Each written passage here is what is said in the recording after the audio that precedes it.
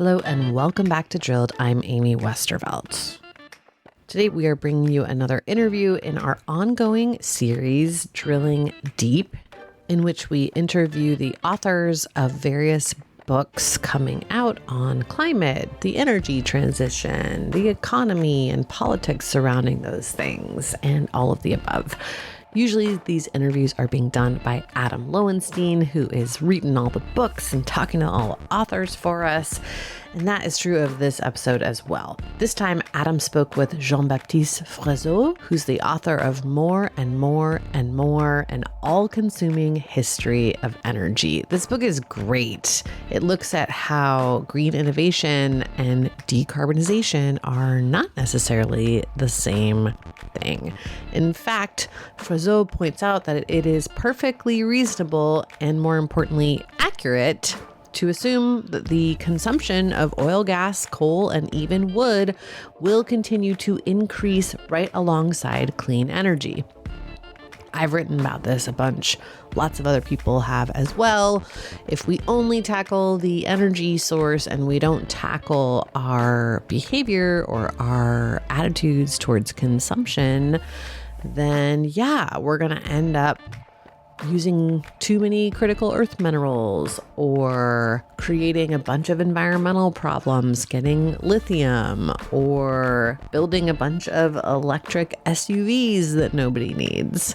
Fressoz shows this is the real story of humanity's development and consumption of energy. We keep using more and more and more of all kinds of it. And while the popular narrative is one of substitution, oil replacing coal, for example, the reality is symbiosis. New energy sources do not supplant their predecessors, but rather supplement them. If that sounds like a radical argument, it's only because the notion of energy transition has become so deeply entrenched.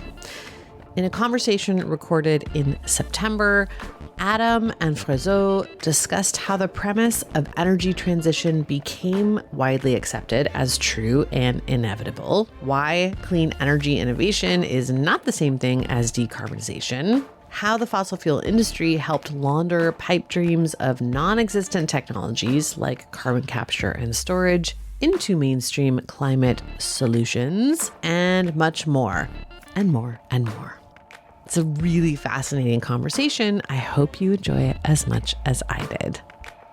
That interview is coming up right after this quick break.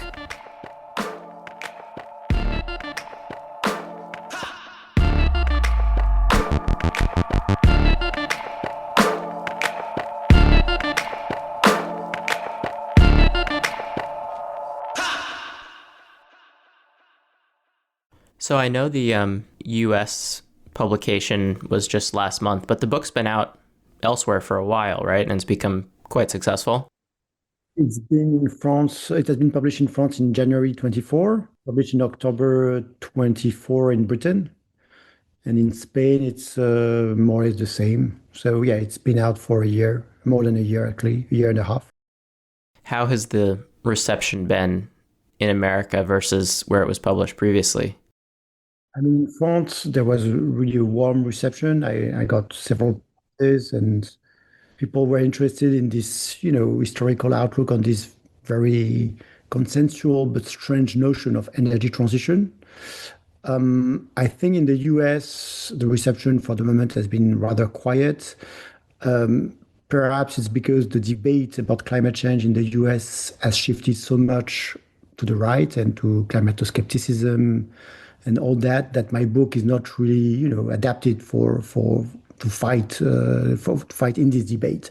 It's rather a book which helps us to understand what it takes to really get carbon neutral, right?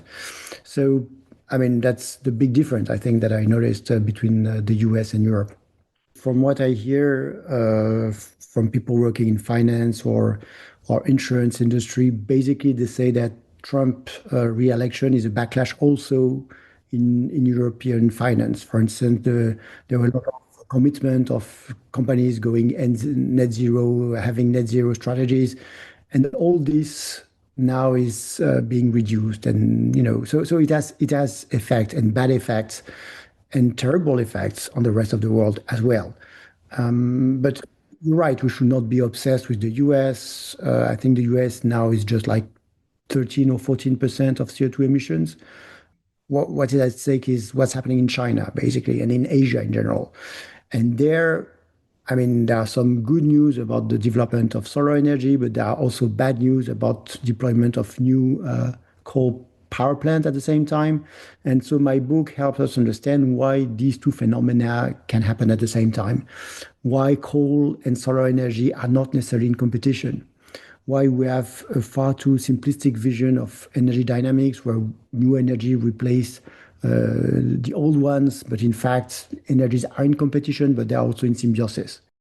So that's really what the book explored, the symbiotic relationship between energies. For me, one of the best things reading a book can do is completely shift my understanding of how the world is, how the world works.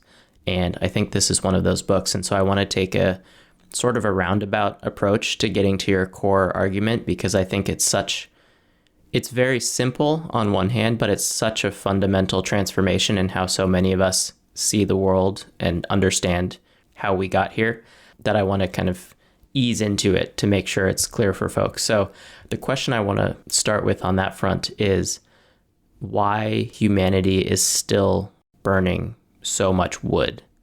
Because the story we've been told is that there was wood, and then there was coal, and then there was oil and natural gas, and now we're in the midst of a transition to green energy. But one of the most transformational parts of the book for me is A, that's not the case, and B, we are still consuming more wood than ever, in fact. Indeed, I mean, the world consumption of food right now is 4 billion cubic meters. About half this quantity is burned directly to produce heat.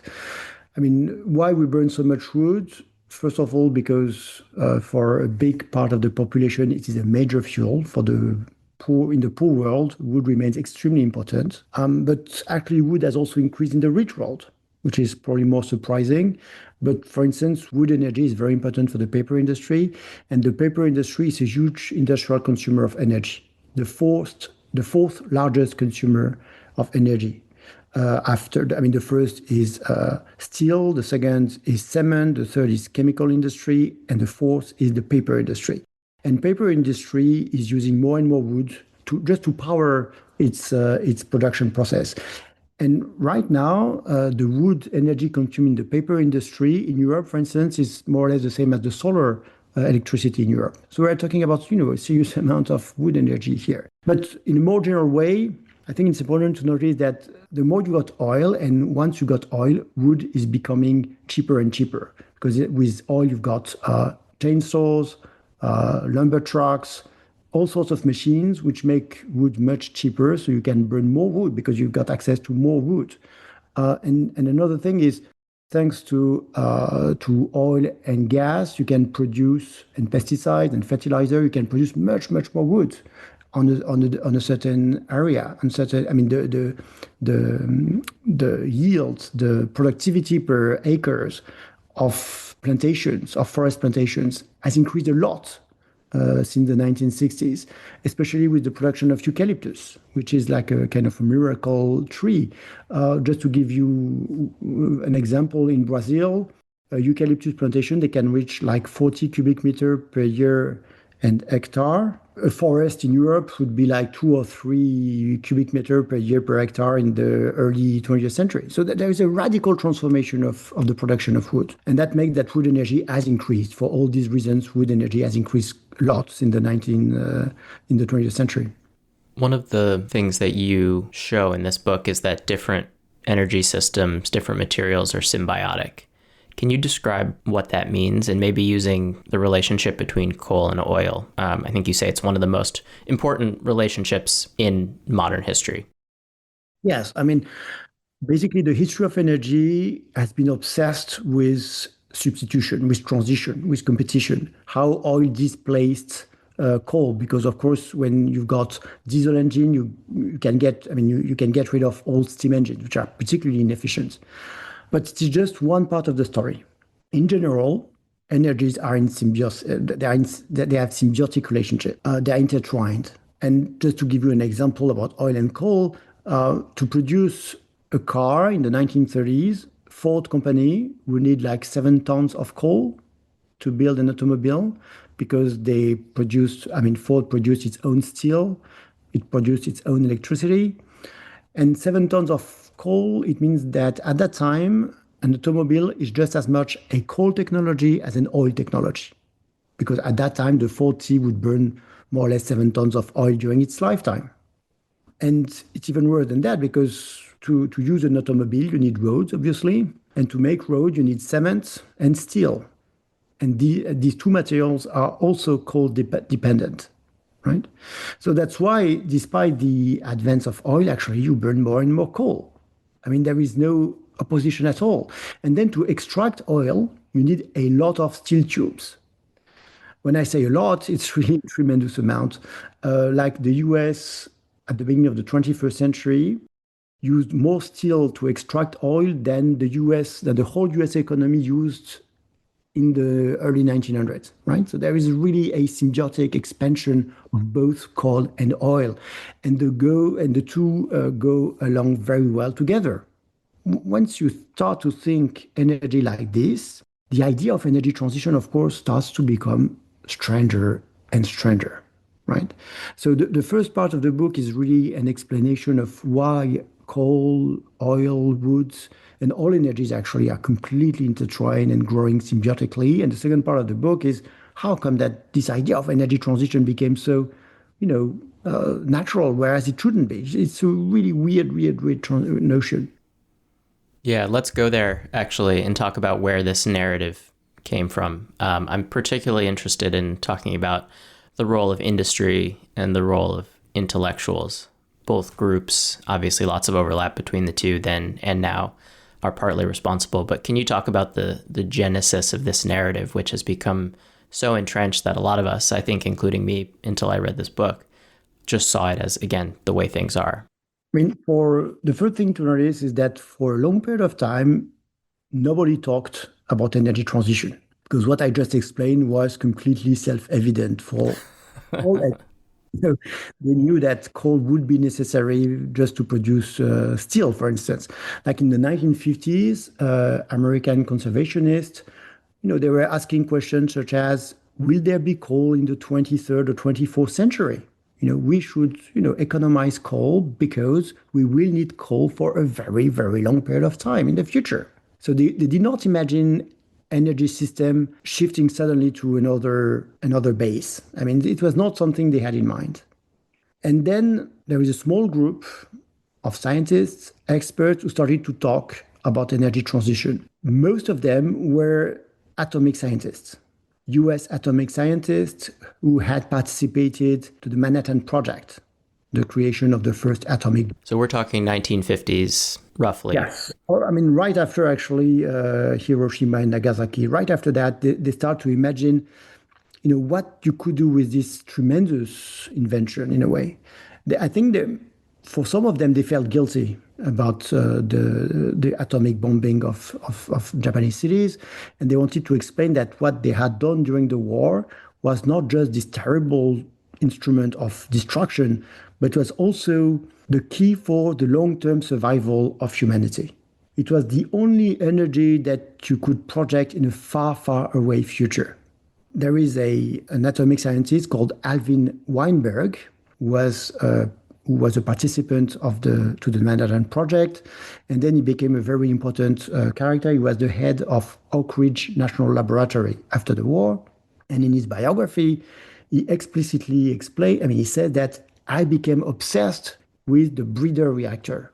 It is a certain kind of nuclear reactor or fast neutron reactor, which basically opens up a kind of unlimited amount of energy.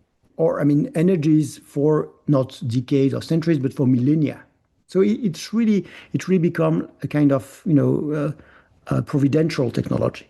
And of course, when you start to think about energy, not in decades, century, but in terms of millennia, then you can imagine all sorts of things.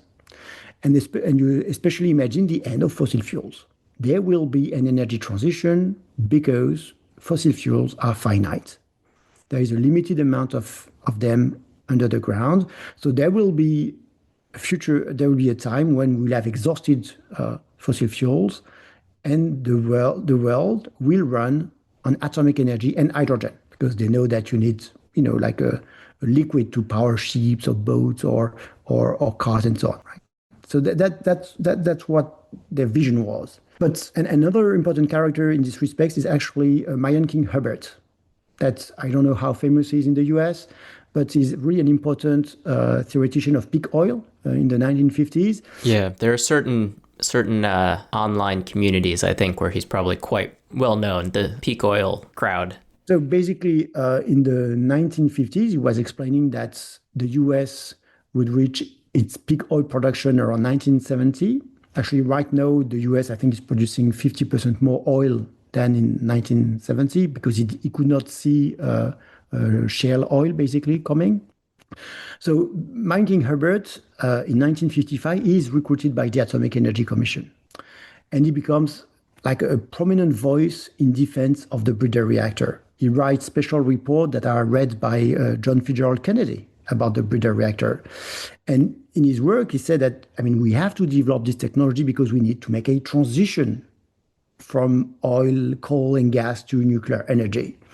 The person who coined the word energy transition is called Harrison Brown, who is also an atomic scientist. And actually, when he invents this word, he's recycling a technical term of nuclear physics. And energy transition in nuclear physics is the change of an electron around its nucleus. And he recycles this word to talk about the future of energy. So really, this is the beginning of energy transition as a kind of, expert knowledge. It comes from this very small group of people. Several things to say. First of all, the energy transition seen by the atomic scientists of the 1950s, it's a very long-durée process. It will take not decades, but centuries. According to Marion King Hubbert, the end of fossil fuel at a global level will be in 3 or 4 centuries. They know that there is still a lot of coal. And they also know that in the poor world, atomic energy will take a lot of time to develop, obviously, right? What is problematic is that we recycle this idea of energy transition to reflect upon climate change. Because now we have to do the energy transition not in 3 or 4 centuries, but in 3 or 4 decades. And we have to do it whereas fossil fuels are rather cheap. Oil is not that expensive and coal is cheap. So it's a completely different situation, but we recycle the same kind of, energy futurology. I think a very wrong energy futurology, which has played a detrimental role in our understanding of the enormity of the challenge of solving climate change. Can you describe briefly what a futurology is and how it applies to this discussion? Okay. So perhaps I would say forecast would be a better word. I'm not sure actually. But futurology is a vision of the future, a theory about the future, what we can do in the future, what will happen. So it's all this discussion which is geared at imagining what will be the shape of things to come that I call futurology, but it's actually the word they used at the time. And it was very fashionable in the 1950s, of course, with the atomic age in the 1960s. Futurology becomes a kind of scientific discipline in the 1960s, I would say, where there are journals that are created about technological forecasting, about how technology evolve and so on. It is really studied at that period. And one of the problems is that most of the forecasting actually was on technology, the evolution of technologies. And it is from this discipline that our understanding of what we should do for climate change emerged. The problem is that dynamics of technologies are not the same as dynamics of materials and energies. When you talk about technologies do become obsolete sometime. Landlines, for instance, for telephones, they are obsolete now. But materials are never obsolete. It's a very, very trivial thing, but I think it's very important to keep that in mind. Despite all the innovations, all the new technologies that we got in the 20th and 21st century, all raw materials have increased. That's why, what you just said about how come that we burn so much wood, actually you can ask the question for every material. It's not just that coal, oil, gas, and coal are expanding, it's that every raw material is expanding. There are very few exceptions to this rule. One of them is asbestos, which is a material which was prohibited. I think it's quite interesting to see that prohibition does work. If you want to do really something about climate change, you have to prohibit extraction or consumption. You have to really take a decision. You cannot rely on technological obsolescence of fossil fuel. This is really it's a losing bet, basically. It's a losing strategy. The only example of a raw material that has decreased because of technological obsolescence, it is sheep wool, because it has been displaced by synthetic fibers. But and it's not a good news for the environment. But it is one of the very, very rare examples of such a process of material transition, if you wish. And sheep wool is still consumed. I mean, it has not disappeared, obviously. So once again, you cannot overestimate the enormity of what we have to do now. It is just, I mean, we have no historical analogy to what we have to do now. We have never done energy transition in the past. We don't know how long it takes since we have never done an energy transition. And I think it's important for people to realize that this is extraordinarily ambitious.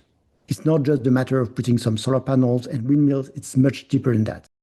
And I'm just going to plant a flag here for us to come back to carbon capture and storage, because as you're describing the fact that essentially every energy source in the history of humanity has continued to accumulate over time, you can see why, from the industry's perspective, and also from the IPCC or from anyone who would like this to be an easier resolution than it requires, something like CCS would be a very seductive option. But before we get to that, I just wanted to see if you could talk a bit about how the narrative of the energy transition became so persistent and so entrenched, and in particular, why the fossil fuel industry capitalized on it or saw it as such a useful delay tactic.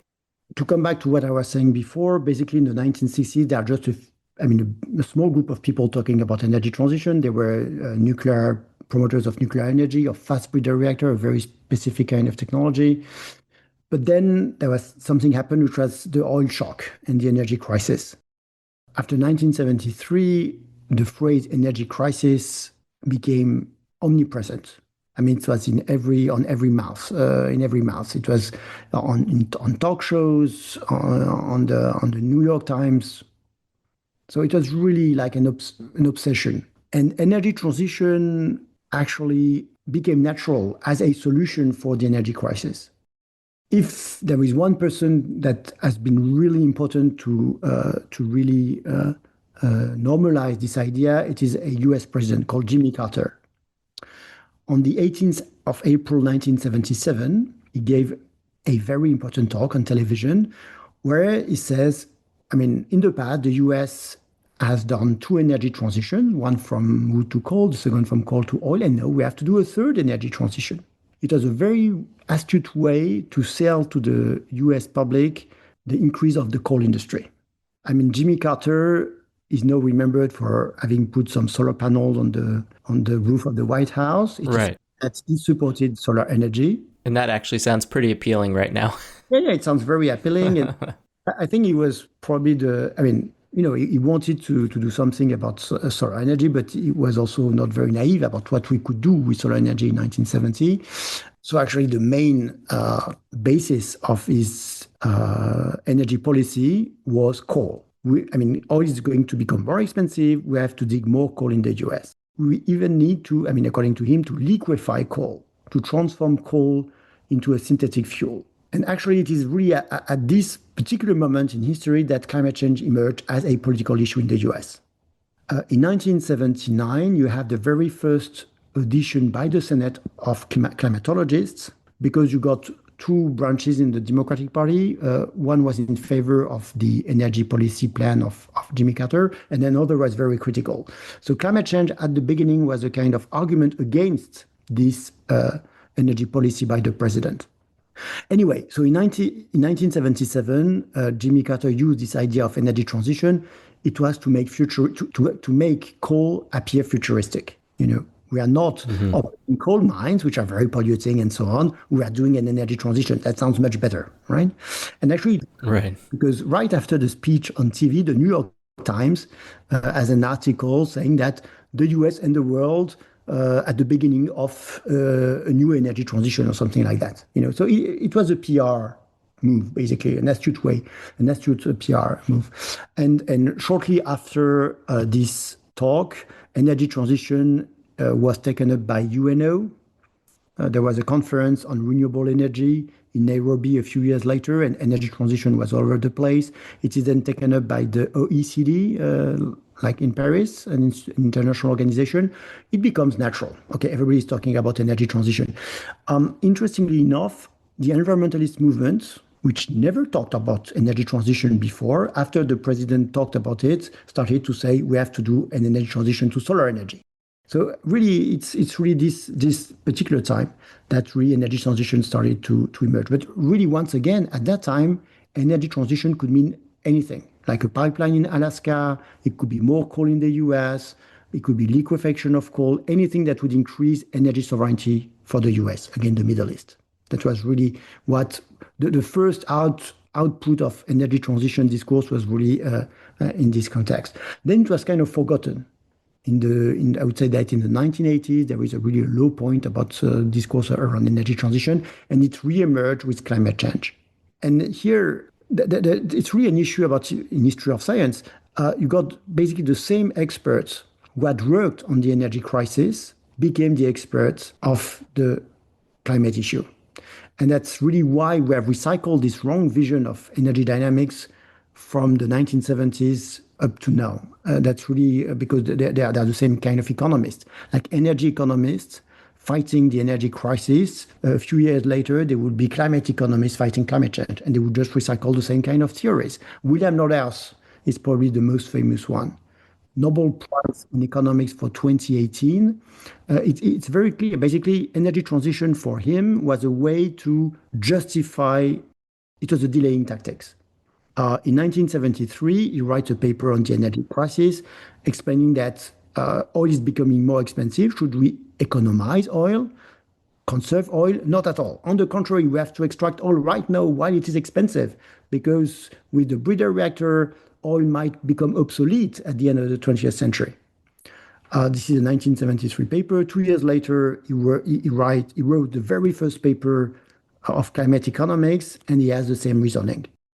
There is an issue about greenhouse effect. Does it mean that we have to tighten our belt, our energy belt? Not at all. It will be so much easier to do the energy transition later when we'll have the breeder reactor. So it was really a delaying tactics. And energy transition was really also relying on very strong hope around nuclear energy at that time. You can see how, reading your book, the concept of the breeder reactor just becomes a placeholder for future innovation that we haven't come up with yet, but we will. And therefore, we don't need to change what we're doing right now. Exactly. William Nordhaus is also the introducer of a famous phrase called backstop technology.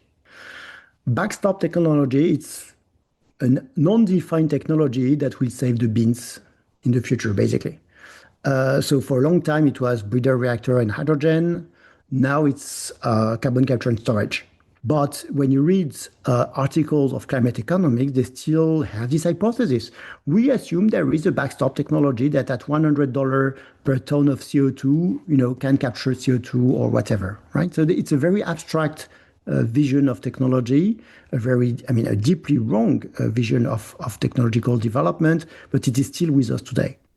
And you can see how it's such a useful narrative for the industry. You cite a memo from, I think, 1982, which, of course, it's maybe it's not a memo, but it's a speech, a document of some kind from an Exxon executive. And of course, it comes back to Exxon because it always does. It's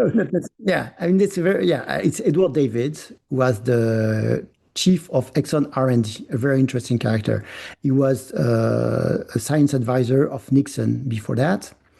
And what is interesting is that at that time, Exxon was not climato-skeptics. They were doing some serious research on climate change, but they were transitionists. They were playing the transition book. I mean, in this discourse that Exxon gives actually the invitation of Jim Hansen, the very famous US climatologist, Edward David explained that, of course, there is climate change. Of course, there is greenhouse effect. We all know that. This is old science, not interesting. The interesting question is what will come first, the climate catastrophe or the energy transition? And it was very astute to present the issue like this, because at that time, climatologists were actually very naive about the energy transition. You can read articles from the late 1970s by climatologists, US climatologists, explaining that climate change will have consequences. It will be sensible. I mean, you could feel climate change by 2000. It would have economic consequences by 2020. It would be catastrophic by 2070. But when you write 2070 in 1970, it's in science fiction. And so the reasoning goes that, of course, we'll have time to do an energy transition in the meantime, as if we knew how long it takes. And this is not just, particular climatologists. The Geneva Conference on Climate Change in 1979 explicitly, the opening quote of my book is from the conclusion of this conference. They say that climate change will have very serious effect by 2050, but that leaves us time to redirect agriculture, industry, the whole economy, basically. There was a really very big, naivete and trust in technology as well. And in the meantime, we should continue. We have to continue to use fossil fuels, because otherwise, how will we have the resources and the energy to allow the free market and industry without interference from government to come up with the solutions to, just as it always has in the past, right? Yeah, that's another, connected to this idea. There is the idea of energy transition, which very quickly seems kind of empty and not very convincing. You've got several reports from the early 1980s in the US showing that there would not be an energy transition, that climate change will happen. The EPA in 1982 published a report, and I think the title was, "Can we delay global warming?" Not can we stop it, can we just delay it, right? The National Academy of Science in 1983 published another important report, and the title is very clear. It's called Changing Climate. Climate is changing, and we have to adapt. Actually, so I think energy transition is a kind of, a motto, a slogan, but the real issue is, can we adapt? And very quickly, I've studied rather the case of the US, but experts from the US were convinced that the US could cope with +2 or +3 degrees. There would be, of course, difficulties, but it was not such a big deal in a way. And too bad for the other. They are perfectly aware that for, Bengal or other countries, that would be much more difficult. But the idea that you could sacrifice world economic growth for the survival or the safety of the poorest part of the world population seemed ludicrous. So there was a very strong dose of cynicism, of realism in a way, but cynicism as well. Can you talk about actually how the notion of economic growth intersects with the transition narrative? Because you point out at one point that the transition narrative in some ways enables the idea of perpetual future growth to go unchallenged, as kind of to be taken as conventional wisdom. Yeah, basically, I think most of the expertise on climate mitigation, it's not so much about, saving the climate, it's rather about saving economic growth. It's about imagining all the transformation, most of them are completely unrealistic, that would allow economic growth to continue, or business to continue just as before, without damaging the climate. When you look at the history of the IPCC, and especially the third group of the IPCC, which is really the one in charge of studying mitigation, in the archives, you can see that for the US government, that was really its role. They explicitly states our aim is not to save the climate; it is to save the economy from the consequences of climate, which is a different question. And interestingly enough, the first chair of IPCC Group 3 was it was openly climato-skeptics. He's Robert Weinstein. He works in the US, and he doesn't believe in climate change. And he takes his order from John Sununu, who is the chief of staff of George Bush father. And basically, John Sununu orders him to play the technology card. Do not talk about the level of emission or economic growth or compensation to countries affected by climate change. Talk about technology. The US has to bet on technology. And that makes perfect sense. I mean, Robert Ronstein, at this very moment, we are talking about 1991, 1992, is also the US representative to the Rio Conference on climate, on the environment in general. And for the US delegation, it makes perfect sense, to talk about technology. The US at that time was the first emitter. It was also the first technological power. So it makes sense to play the technology card. I mean, it's quite straightforward in a way. Yeah, and you can really see the emergence of corporate social responsibility, what for a time was called ESG or stakeholder capitalism, all these different versions of corporations, industry taking seriously and working to quote unquote solve the climate crisis. You can see how all of these ideas are so useful to them. They can say, yes, we're working on developing future technologies to save us in the future.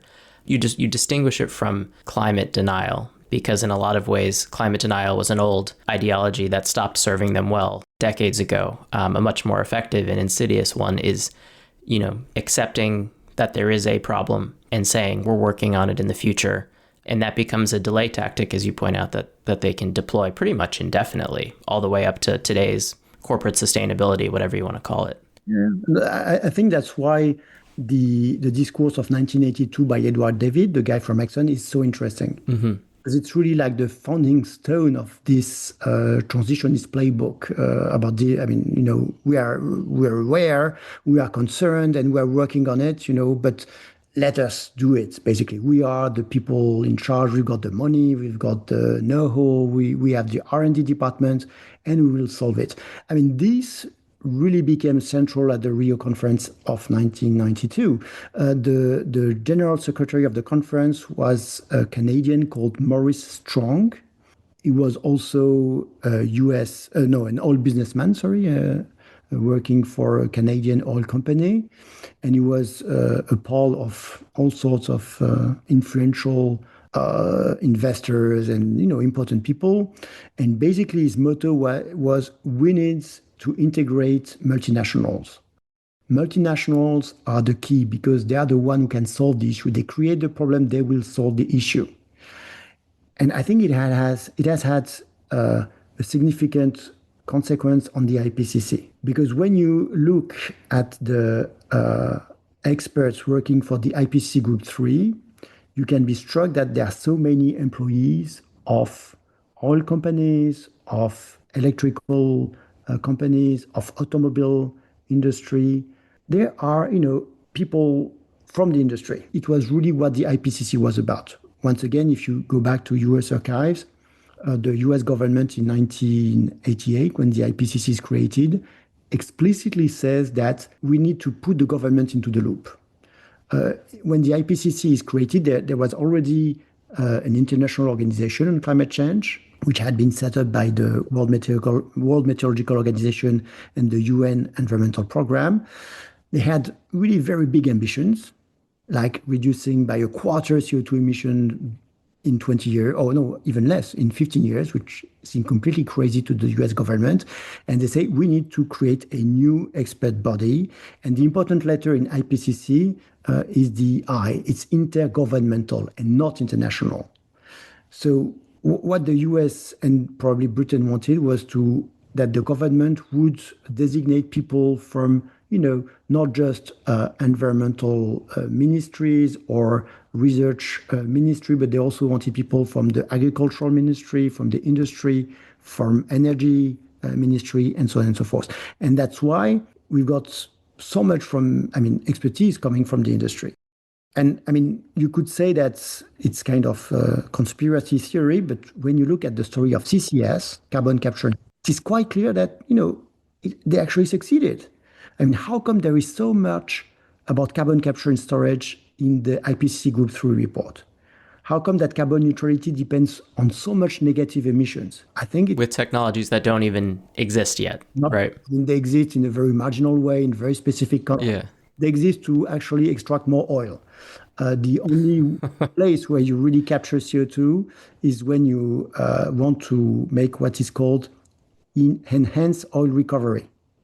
Basically, you inject CO2 in old oil wells to get more more of it, to put pressure in the oil wells. The only place where you really do CCS on a significant scale, like 50 million tons per year.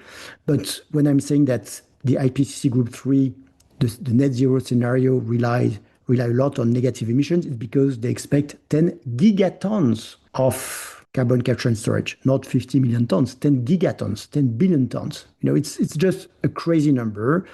It is completely meaningless in a way. And interestingly enough, when you look at the history of CCS, I've done that in a recent article. It's not in the book. It's actually an article which just out. For a long period of time, CCS was considered as not very serious because, if you want to do electricity from coal with CCS, for every 2 power plants, you need to build a 3rd power plant just to produce the electricity to power the CCS unit.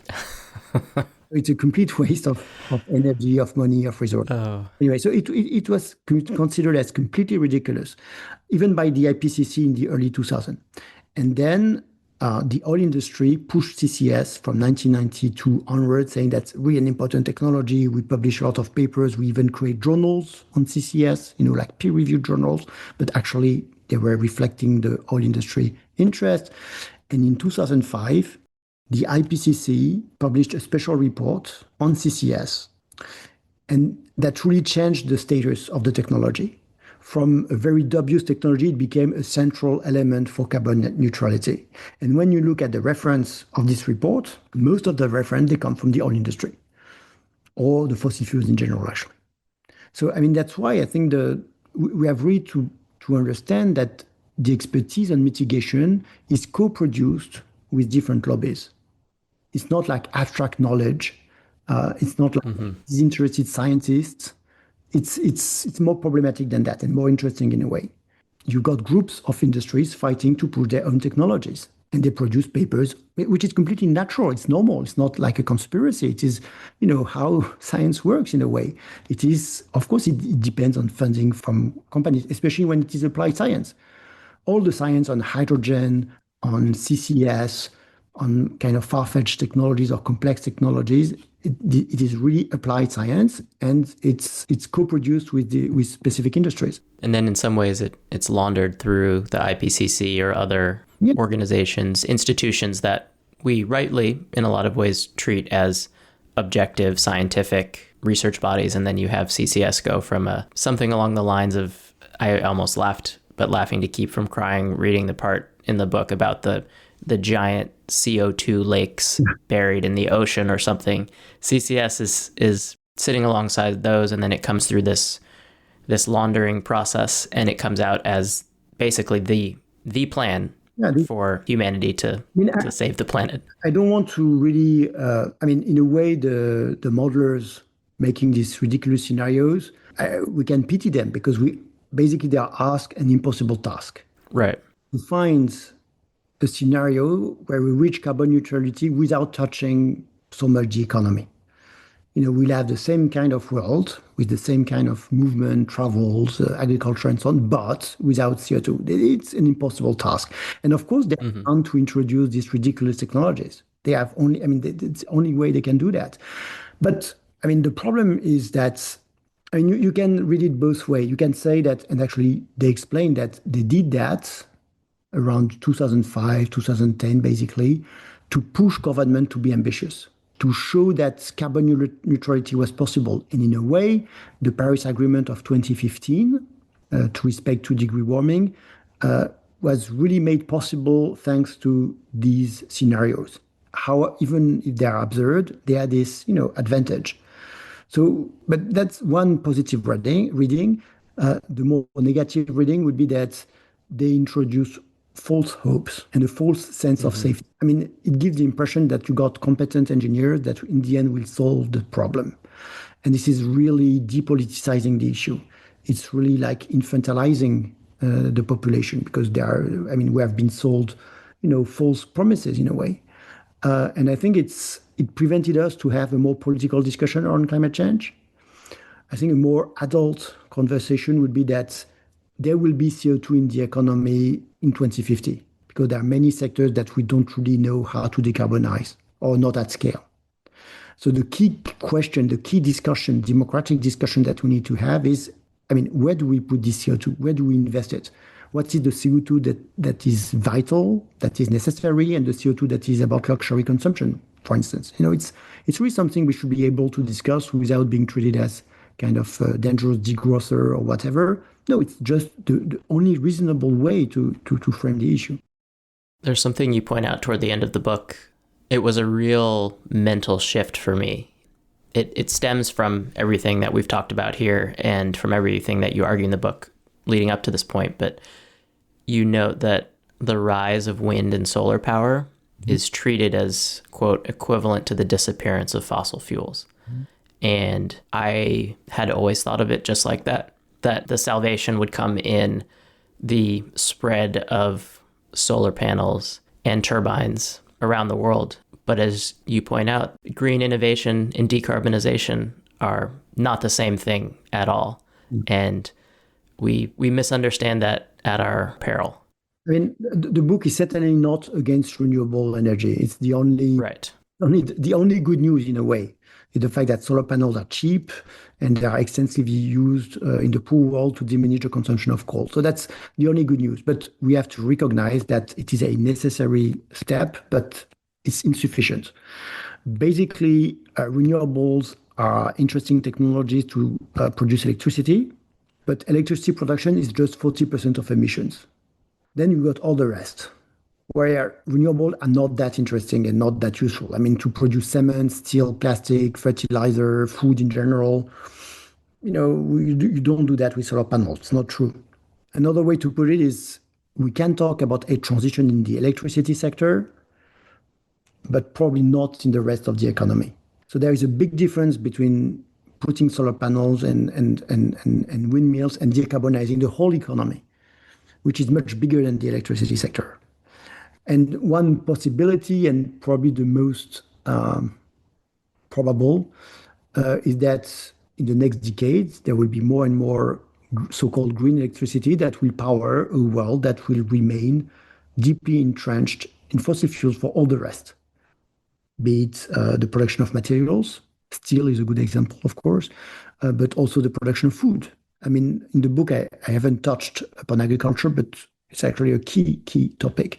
Like between 20 and 30% of greenhouse gases come from agriculture, where the idea of transition and energy transition is probably not very well adapted.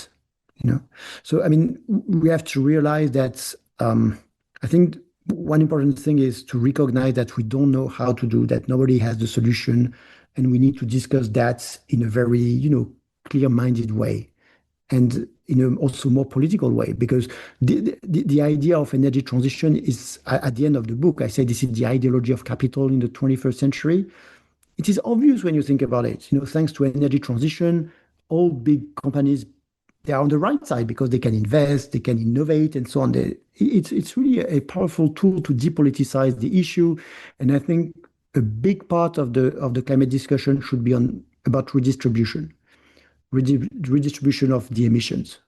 To whom, to do what, that should be really a key aspect of the discussion, and it isn't. Even in the climate movement, it is not so much framed I mean, it used to be framed like that, actually, as an equity issue. When you look at philosophy papers or ethics papers of the 1990s, I mean, they would talk about that, about luxury emissions and vital emissions, and how to distinguish between them, and how climate change is really a problem of equity, and how unjust it is. And no more and more, the discourse has shifted toward technology. It's about renewables are good, fossil fuels are bad, something like that, a very Manichaean vision of the material world. Actually, technologies are completely intertwined and materially connected. One of the points you make toward the end of the book is that, and you alluded to it there, is the fact that we can't look to history for a path toward what we have to do in the future. And you can see how the transition is, again, very soothing, because from this false history, we have a sort of a false path forward toward solving this problem without any disruption to industry or anyone else. Can you just explain that a little bit more, that idea that what we have to do is unprecedented, and if we are to figure it out, then the place to find out how to do that will not be what we've done before. Because it's another one of those points that I think sounds really simple, but is actually quite profound and quite a shift for a lot of people, including me. Remember Jimmy Carter saying that we have done 2 transitions in the past, we need to do a 3rd transition. It's absurd, of course, because at that time, coal was also very important in the 1970s US, obviously. More recently, you've got John Kerry, the US envoy for climate change, explaining that the energy transition is like a new industrial revolution. As if there was something from the Industrial Revolution analogous to what we have to do. And this is not the case at all. It's really what I want to emphasize. I mean, we have never done an energy transition. Just to give you an example, most of the time, the Industrial Revolution, as it is told to students and how John Kerry must have remembered it is a shift from wood to coal. But in fact, wood energy is increasing in the 19th century, and it's even worse than that. To extract coal, you need a lot of wood. To the point that Britain in the 20th century used more wood in the form of timber mining than it had burned in the 18th century. So just forget about this idea of massive shift in the past. The material history of humanity is the history of expansion of everything, the symbiotic expansion of everything. That's really what we have done. It doesn't mean that, technologies improve and we're becoming more efficient, obviously. And for instance, the carbon intensity of the economy from the 1980s has been divided by 2. So, there is technological progress. It's not the issue. But despite this increasing efficiency, the CO2 emissions keep rising. So, the thing is, believing that with solar panels and windmills, we are on the threshold of a complete material revolution is an illusion. And to give you another historical example, because I say that history is useless to understand what we have to do, but it is useful to understand the misunderstanding of what we have to do. Right. For instance, in the 1920s, thanks to electricity, industrialists discarded the old steam engines and replaced them with electric engines, electric motors.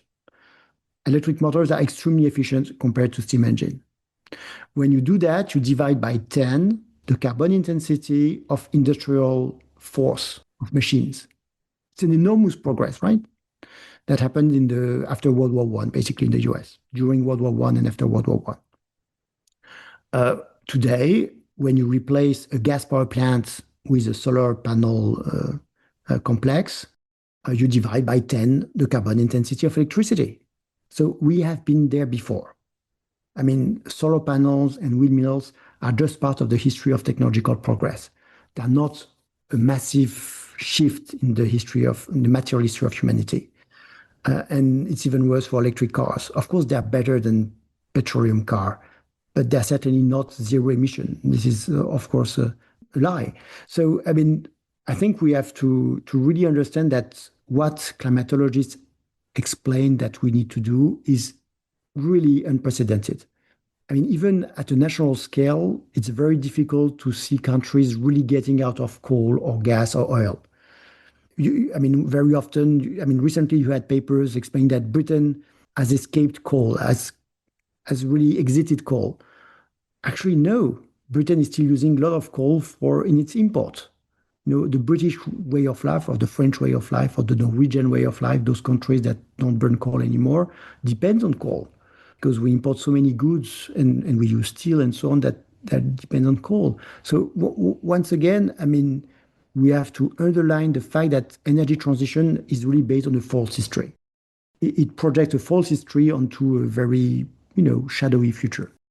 You're right. Getting out of carbon will be far more difficult than getting out of capitalism.